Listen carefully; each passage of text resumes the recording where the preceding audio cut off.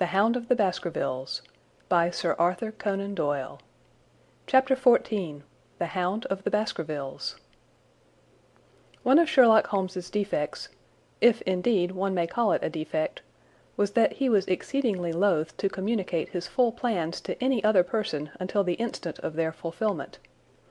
Partly it came, no doubt, from his own masterful nature, which loved to dominate and surprise those who were around him. Partly also from his professional caution, which urged him never to take any chances. The result, however, was very trying for those who were acting as his agents and assistants. I had often suffered under it, but never more so than during that long drive in the darkness. The great ordeal was in front of us. At last we were about to make our final effort, and yet Holmes had said nothing, and I could only surmise what his course of action would be.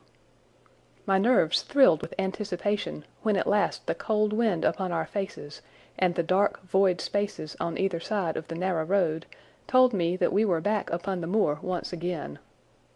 Every stride of the horses and every turn of the wheels was taking us nearer to our supreme adventure. Our conversation was hampered by the presence of the driver of the hired wagonette, so that we were forced to talk of trivial matters when our nerves were tense with emotion and anticipation. It was a relief to me, after that unnatural restraint, when we at last passed Franklin's house and knew that we were drawing near to the hall and to the scene of action. We did not drive up to the door, but got down near the gate of the avenue. The wagonette was paid off and ordered to return to Coombe Tracey forthwith, while we started to walk to Merripit House. "Are you armed, Lestrade?" The little detective smiled. "As long as I have my trousers, I have a hip pocket, and as long as I have my hip pocket, I have something in it." "Good! My friend and I are also ready for emergencies." "You're mighty close about this affair, Mr. Holmes. What's the game now?" "A waiting game." "My word, it does not seem a very cheerful place," said the detective with a shiver, glancing round him at the gloomy slopes of the hill and at the huge lake of fog which lay over the Grimpen Mire. "I see the lights of a house ahead of us." "That is Merripit House and the end of our journey. I must request you to walk on tiptoe and not to talk above a whisper." We moved cautiously along the track as if we were bound for the house, but Holmes halted us when we were about 200 yards from it. "This will do," said he. "These rocks upon the right make an admirable screen." "We are to wait here?" "Yes, we shall make our little ambush here. Get into this hollow, Lestrade. You have been inside the house, have you not, Watson? Can you tell the position of the rooms? What are those latticed windows at this end?" "I think they are the kitchen windows." "And the one beyond, which shines so brightly?" "That is certainly the dining room." "The blinds are up. You know the lie of the land best. Creep forward quietly and see what they are doing, but for heaven's sake don't let them know that they are watched." I tiptoed down the path and stooped behind the low wall which surrounded the stunted orchard. Creeping in its shadow, I reached a point whence I could look straight through the uncurtained window. There were only two men in the room, Sir Henry and Stapleton. They sat with their profiles towards me on either side of the round table. Both of them were smoking cigars, and coffee and wine were in front of them. Stapleton was talking with animation, but the baronet looked pale and distrait. Perhaps the thought of that lonely walk across the ill-omened moor was weighing heavily upon his mind. As I watched them, Stapleton rose and left the room, while Sir Henry filled his glass again and leaned back in his chair, puffing at his cigar. I heard the creak of a door and the crisp sound of boots upon gravel. The steps passed along the path on the other side of the wall under which I crouched. Looking over, I saw the naturalist pause at the door of an outhouse in the corner of the orchard. A key turned in a lock, and as he passed in there was a curious scuffling noise from within. He was only a minute or so inside, and then I heard the key turn once more, and he passed me and re-entered the house. I saw him rejoin his guest, and I crept quietly back to where my companions were waiting to tell them what I had seen. "You say, Watson, that the lady is not there?" Holmes asked, when I had finished my report. "No." Where can she be, then, since there is no light in any other room except the kitchen?" "I cannot think where she is." I have said that over the great Grimpen Mire there hung a dense white fog.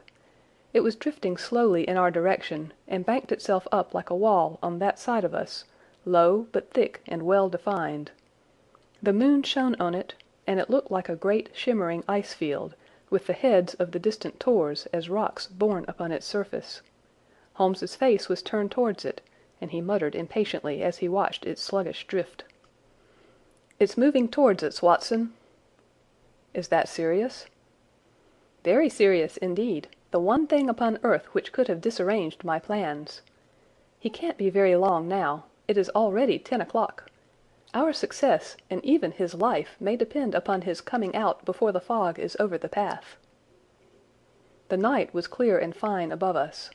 The stars shone cold and bright, while a half-moon bathed the whole scene in a soft, uncertain light. Before us lay the dark bulk of the house, its serrated roof and bristling chimneys hard outlined against the silver-spangled sky. Broad bars of golden light from the lower windows stretched across the orchard and the moor. One of them was suddenly shut off. The servants had left the kitchen. There only remained the lamp in the dining-room, where the two men, the murderous host and the unconscious guest, still chatted over their cigars. Every minute that white woolly plain which covered one half of the moor was drifting closer and closer to the house. Already the first thin wisps of it were curling across the golden square of the lighted window. The farther wall of the orchard was already invisible, and the trees were standing out of a swirl of white vapour. As we watched it, the fog wreaths came crawling round both corners of the house, and rolled slowly into one dense bank, on which the upper floor and the roof floated like a strange ship upon a shadowy sea. Holmes struck his hand passionately upon the rock in front of us, and stamped his feet in his impatience. "If he isn't out in a quarter of an hour, the path will be covered. In half an hour we won't be able to see our hands in front of us." "Shall we move farther back upon higher ground?" "Yes, I think it would be as well." So as the fog bank flowed onward we fell back before it until we were half a mile from the house, and still that dense white sea, with the moon silvering its upper edge, swept slowly and inexorably on. "We are going too far," said Holmes. "We dare not take the chance of his being overtaken before he can reach us. At all costs we must hold our ground where we are." He dropped on his knees and clapped his ear to the ground. "Thank God, I think that I hear him coming." A sound of quick steps broke the silence of the moor.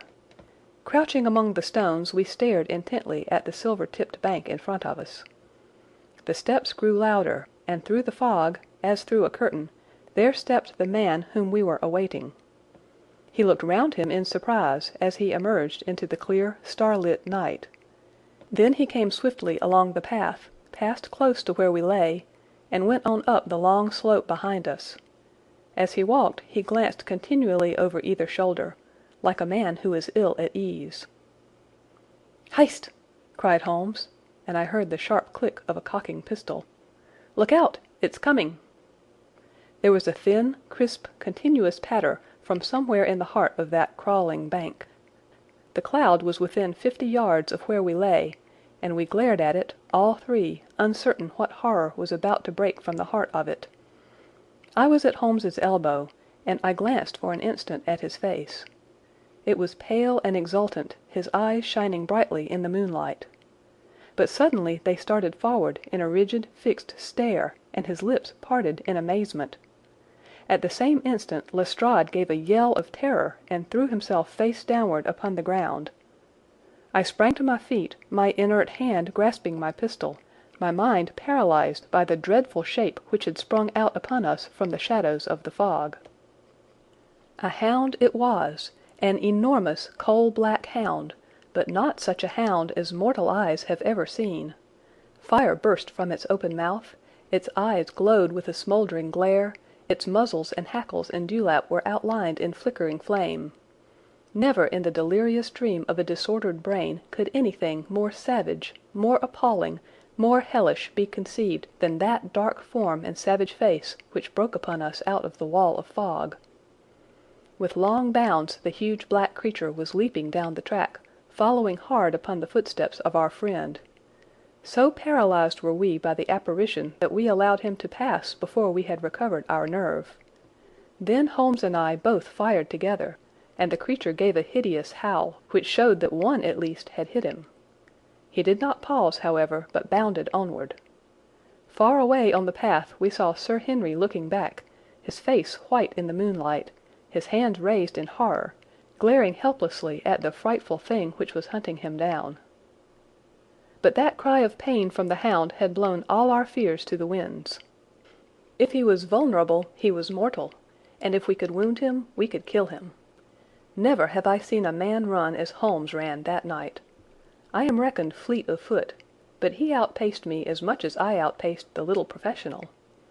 In front of us as we flew up the track, we heard scream after scream from Sir Henry, and the deep roar of the hound. I was in time to see the beast spring upon its victim, hurl him to the ground, and worry at his throat. But the next instant Holmes had emptied 5 barrels of his revolver into the creature's flank. With a last howl of agony and a vicious snap in the air, it rolled upon its back, 4 feet pawing furiously, and then fell limp upon its side. I stooped, panting, and pressed my pistol to the dreadful shimmering head, but it was useless to press the trigger. The giant hound was dead. Sir Henry lay insensible where he had fallen. We tore away his collar, and Holmes breathed a prayer of gratitude when we saw that there was no sign of a wound and that the rescue had been in time. Already our friend's eyelids shivered, and he made a feeble effort to move. Lestrade thrust his brandy flask between the baronet's teeth, and 2 frightened eyes were looking up at us. "My God!" he whispered. "What was it? What, in heaven's name, was it?" "It's dead, whatever it is," said Holmes. "We've laid the family ghost once and forever." In mere size and strength it was a terrible creature which was lying stretched before us. It was not a pure bloodhound, and it was not a pure mastiff, but it appeared to be a combination of the two, gaunt, savage, and as large as a small lioness. Even now, in the stillness of death, the huge jaws seemed to be dripping with a bluish flame, and the small, deep-set, cruel eyes were ringed with fire. I placed my hand upon the glowing muzzle, and as I held them up my own fingers smouldered and gleamed in the darkness. "Phosphorus," I said. "A cunning preparation of it," said Holmes, sniffing at the dead animal. "There is no smell which might have interfered with his power of scent. We owe you a deep apology, Sir Henry, for having exposed you to this fright. I was prepared for a hound, but not for such a creature as this. And the fog gave us little time to receive him." "You have saved my life." "Having first endangered it. Are you strong enough to stand?" "Give me another mouthful of that brandy, and I shall be ready for anything. So, now, if you will help me up. What do you propose to do?" "To leave you here. You are not fit for further adventures tonight. If you will wait, one or other of us will go back with you to the hall." He tried to stagger to his feet, but he was still ghastly pale and trembling in every limb. We helped him to a rock, where he sat shivering with his face buried in his hands. "We must leave you now," said Holmes. "The rest of our work must be done, and every moment is of importance. We have our case, and now we only want our man.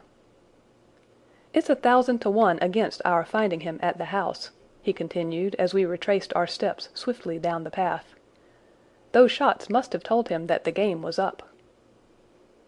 "We were some distance off, and this fog may have deadened them." "He followed the hound to call him off, of that you may be certain. No, no, he's gone by this time. But we'll search the house and make sure." The front door was open, so we rushed in and hurried from room to room, to the amazement of a doddering old manservant who met us in the passage. There was no light save in the dining room, but Holmes caught up the lamp and left no corner of the house unexplored. No sign could we see of the man whom we were chasing. On the upper floor, however, one of the bedroom doors was locked. "There's someone in here," cried Lestrade. "I can hear a movement. Open this door." A faint moaning and rustling came from within. Holmes struck the door just over the lock with the flat of his foot, and it flew open. Pistol in hand, we all three rushed into the room. But there was no sign within it of that desperate and defiant villain whom we expected to see. Instead, we were faced by an object so strange and so unexpected that we stood for a moment staring at it in amazement. The room had been fashioned into a small museum, and the walls were lined by a number of glass-topped cases full of that collection of butterflies and moths, the formation of which had been the relaxation of this complex and dangerous man. In the center of this room there was an upright beam, which had been placed at some period as a support for the old worm-eaten balk of timber which spanned the roof. To this post a figure was tied, so swathed and muffled in the sheets which had been used to secure it, that one could not for the moment tell whether it was that of a man or a woman. One towel passed round the throat and was secured at the back of the pillar. Another covered the lower part of the face, and over it two dark eyes full of grief and shame and a dreadful questioning, stared back at us. In a minute we had torn off the gag, unswathed the bonds, and Mrs. Stapleton sank upon the floor in front of us. As her beautiful head fell upon her chest, I saw the clear red wheal of a whiplash across her neck. "The brute!" cried Holmes. "Here, Lestrade, your brandy bottle. Put her in the chair. She has fainted from ill usage and exhaustion." She opened her eyes again. "Is he safe?" she asked. "Has he escaped?" "He cannot escape us, madam." "No, no, I did not mean my husband. Sir Henry, is he safe?" "Yes." "And the hound?" "It is dead." She gave a long sigh of satisfaction. "Thank God! Thank God! Oh, this villain! See how he has treated me!" She shot her arms out from her sleeves, and we saw with horror that they were all mottled with bruises. "But this is nothing, nothing! It is my mind and soul that he has tortured and defiled. I could endure it all, ill usage, solitude, a life of deception, everything, as long as I could still cling to the hope that I had his love, but now I know that in this also I have been his dupe and his tool." She broke into passionate sobbing as she spoke. "You bear him no good will, madam," said Holmes. "Tell us then where we shall find him. If you have ever aided him in evil, help us now, and so atone." "There is but one place where he can have fled," she answered. "There is an old tin mine on an island in the heart of the mire. It was there that he kept his hound, and there also he had made preparations so that he might have a refuge. That is where he would fly." The fog bank lay like white wool against the window. Holmes held the lamp towards it. "See," said he, "no one could find his way into the Grimpen Mire tonight." She laughed and clapped her hands. Her eyes and teeth gleamed with fierce merriment. "He may find his way in, but never out," she cried. "How can he see the guiding wands tonight? We planted them together, he and I, to mark the pathway through the mire. Oh, if I could only have plucked them out today! Then, indeed, you would have had him at your mercy." It was evident to us that all pursuit was in vain until the fog had lifted. Meanwhile we left Lestrade in possession of the house, while Holmes and I went back with the baronet to Baskerville Hall. The story of the Stapletons could no longer be withheld from him, but he took the blow bravely when he learned the truth about the woman whom he had loved. But the shock of the night's adventures had shattered his nerves, and before morning he lay delirious in a high fever under the care of Dr. Mortimer. The two of them were destined to travel together round the world before Sir Henry had become once more the hale, hearty man that he had been before he became master of that ill-omened estate.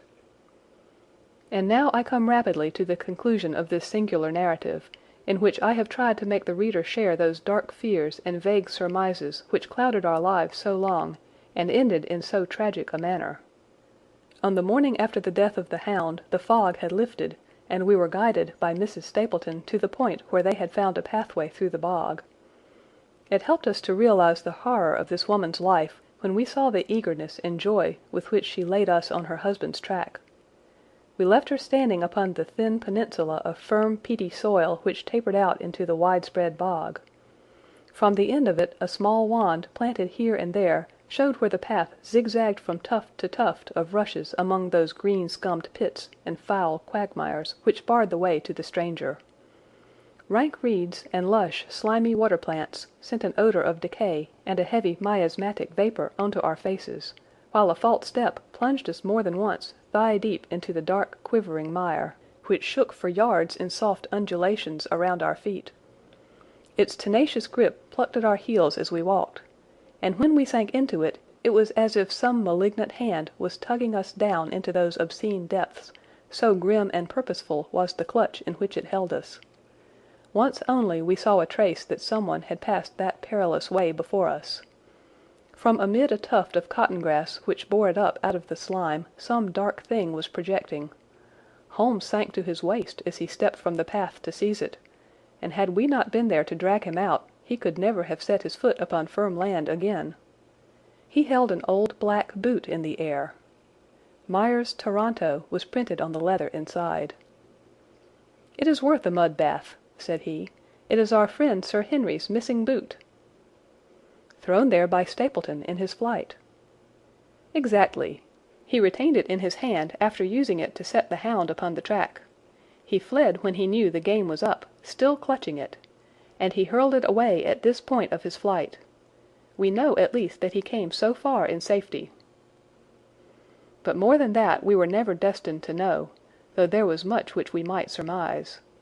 There was no chance of finding footsteps in the mire, for the rising mud oozed swiftly in upon them. But as we at last reached firmer ground beyond the morass, we all looked eagerly for them. But no slightest sign of them ever met our eyes. If the earth told a true story, then Stapleton never reached that island of refuge towards which he struggled through the fog upon that last night. Somewhere in the heart of the great Grimpen Mire, down in the foul slime of the huge morass which had sucked him in, this cold and cruel-hearted man is forever buried. Many traces we found of him in the bog-girt island where he had hid his savage ally. A huge driving wheel and a shaft half filled with rubbish showed the position of an abandoned mine. Beside it were the crumbling remains of the cottages of the miners, driven away no doubt by the foul reek of the surrounding swamp. In one of these a staple and chain with a quantity of gnawed bones showed where the animal had been confined. A skeleton with a tangle of brown hair adhering to it lay among the debris. "A dog," said Holmes. "By Jove, a curly-haired spaniel. Poor Mortimer will never see his pet again. Well, I do not know that this place contains any secret which we have not already fathomed. He could hide his hound, but he could not hush its voice, and hence came those cries which even in daylight were not pleasant to hear. On an emergency he could keep the hound in the outhouse at Merripit, but it was always a risk, and it was only on the supreme day, which he regarded as the end of all his efforts, that he dared do it. This paste in the tin is no doubt the luminous mixture with which the creature was daubed. It was suggested, of course, by the story of the family hell-hound, and by the desire to frighten old Sir Charles to death. No wonder the poor devil of a convict ran and screamed, even as our friend did, and as we ourselves might have done, when he saw such a creature bounding through the darkness of the moor upon his track. It was a cunning device, for, apart from the chance of driving your victim to his death, what peasant would venture to inquire too closely into such a creature should he get sight of it, as many have done, upon the moor? I said it in London, Watson, and I say it now again, that never yet have we helped to hunt down a more dangerous man than he who is lying yonder. He swept his long arm towards the huge mottled expanse of green-splotched bog which stretched away until it merged into the russet slopes of the moor. End of Chapter 14.